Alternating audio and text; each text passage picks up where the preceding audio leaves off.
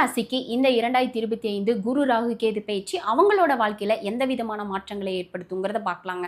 உங்களுடைய ராசியில ஏற்கனவே சனி பகவான் வந்து ஜென்ம சனியா இருக்கிறாரு. உங்களுடைய ராசி அதிபதி குரு பகவான் உங்களுடைய ராசிக்கு 4ஆம் இடத்துக்கு பயிற்சியாகிறாரு. இவ்வளோ நாளாக இருந்த ராகு பகவான் உங்களுடைய ராசிக்கு 12ஆம் இடத்துக்கு பயிற்சியாகிறார். கேது பகவான் உங்களுடைய ராசியிலிருந்து 6ஆம் இடத்துக்கு பயிற்சியாகிறார். உங்களுடைய ராசி அதிபதி 4ல் குரு பகவான் இருந்து பொதுவாகவே உங்களுக்கு வீடு வண்டி வாகன யோகம் அப்படிங்கிறது வந்து குரு பகவான் தருவார்.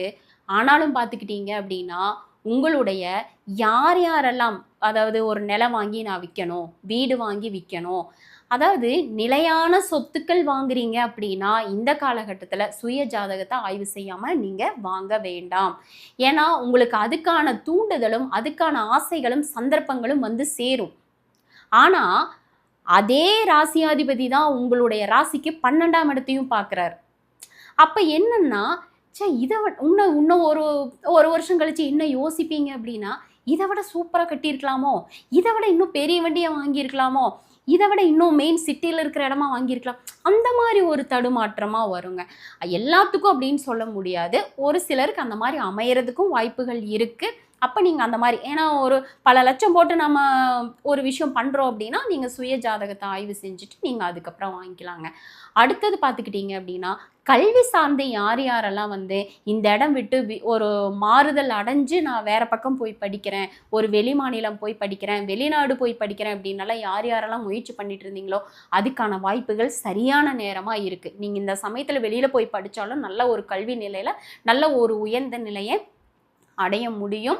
வேலை வாய்ப்புக்காக உத்தியோகத்துக்காக யாரெல்லாம் வந்து கொஞ்சம் வெளிநாடு போகணும், இல்லை அதுலேயே ஒரு ஹை போஸ்டிங் நான் எதிர்பார்த்துட்டு இருக்கிறேன் அப்படின்னு நிச்சயமாக நீங்கள் எந்த துறையை சார்ந்த நபர்களாக இருந்தாலும் அந்த வேலையில் ஒரு சின்ன பங்கம் ஏற்பட்டு அதுக்கப்புறம் ஒரு நல்ல நிலை அப்படிங்கிறது கட்டாயம் வரும். ஏன் அப்படின்னா உங்களுடைய ராசிக்கு 6ஆம் இடத்துல வந்திருக்கிற கேது ஏதோ ஒரு தடுநிலையை ஏற்படுத்தி அதுக்கப்புறம் ஒரு நல்ல நிலை அப்படிங்கிறத கட்டாயம் உருவாக்குவார். அதனால நீங்கள் வந்து ஒரு மனசஞ்சலப்பட்டுட்டு என்னடா வேலை போச்சா, இல்லை இதில் மாற்றிக்கிட்டாங்களா, இப்படி மாறிடுமா அப்படின்னலாம் நீங்கள் பயப்பட தேவையே இல்லை.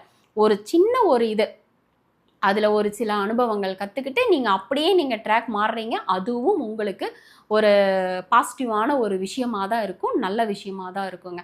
அடுத்தது பார்த்துக்கிட்டோம் அப்படின்னா யாரெல்லாம் இந்த சுற்றுலா சார்ந்து நம்ம எங்கெங்கெல்லாம் வெளிப்பயணம் போகணுன்னு ஆசைப்பட்டோமோ அந்நிய பாஷைகள், வெளிநாடு, அந்நிய மக்கள் இந்த இடத்துக்கெல்லாம் போய் பார்க்கணும், இந்த இடங்கள் சார்ந்த நபர்களெல்லாம் நம்ம கூட பேசணும், நண்பர்களாக்கணும். இப்போ ஆன்லைனில் ஒருத்தங்க பிஸ்னஸ் பண்ணிட்டு இருக்கிறாங்க, வியாபாரம் சார்ந்த நிலையில் இருக்காங்க, ஒரு ஜோதிடராக இருக்காங்க, இவங்களுக்கெல்லாம் பார்த்துக்கிட்டீங்க எல்லாத்துக்குமே பார்த்தீங்கன்னா வெளிநாடு சார்ந்த கிளைண்ட் தான் வந்து இவங்களுக்கு அதிகமாகவே வருவாங்க இந்த சமயத்தில். வெளிநாடு ஏன்னா ராகு உங்களோட 2ஆம் இடத்தையும் பார்க்குறாரு, அவரே உங்களுக்கு வருமானத்தையும் ஏற்படுத்தி தருவார். 12ஆம் இடத்துக்கு போனதுனால அப்படியே உற்ற மாட்டார் சரிங்களா, அவரே உங்களுக்கு வருமானத்தையும் ஏற்படுத்தி தருவார். யாரெல்லாம் அந்நிய பாஷை கற்றுக்கணும்னு நினைச்சிங்களோ அவங்களாம் இந்த டைமில் நல்லா கற்றுக்கலாம். முக்கியமாக நீங்கள் வந்து ஒரு ஃபீஸ் கட்டி தான் படிக்கணும்ல, அந்த மாதிரி ஆட்களாக உங்கள் கூட நண்பர்களாகவும் சேர்றதுக்கு வாய்ப்பு இருக்குது. உங்கள் அருகிலேயே உங்களுடைய கிளைண்ட்டு அதிக நேரம் நீங்கள் பார்த்துக்கிட்டீங்க அப்படின்னா உங்களுக்கு அந்நிய பாஷை பேசக்கூடிய நபர்களாக இணைவாங்க.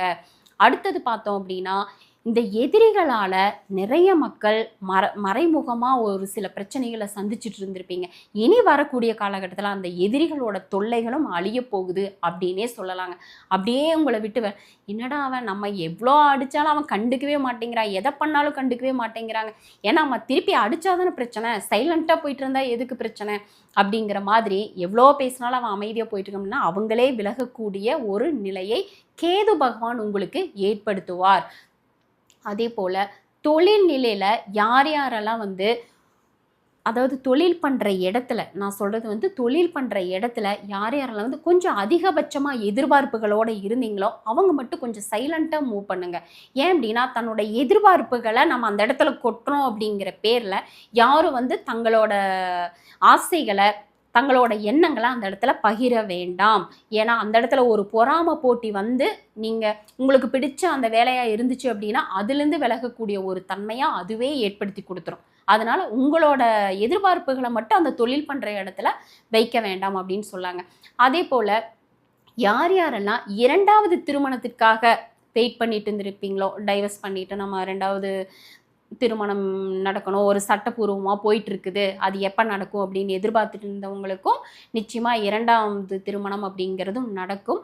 அதேபோல ரொம்ப ஏஜ் ஆனவங்க, ஒரு 45 வயசு ஆயிருச்சு, 42 வயசு ஆயிடுச்சு, ஏதாவது ஒரு மணமகள் கிடைக்காதா, மணமகன் கிடைக்காதா அப்படின்னால எதிர்பார்த்துட்டு இருந்தவங்களுக்கும் உங்களுக்கு தகுந்தாற் போலவே நல்ல ஒரு திருமண வாழ்க்கை அப்படிங்கிறது அமைஞ்சு நல்ல ஒரு சூழலாக குடும்ப அமைப்போட வாழக்கூடிய அமைப்பு இருக்குதுங்க.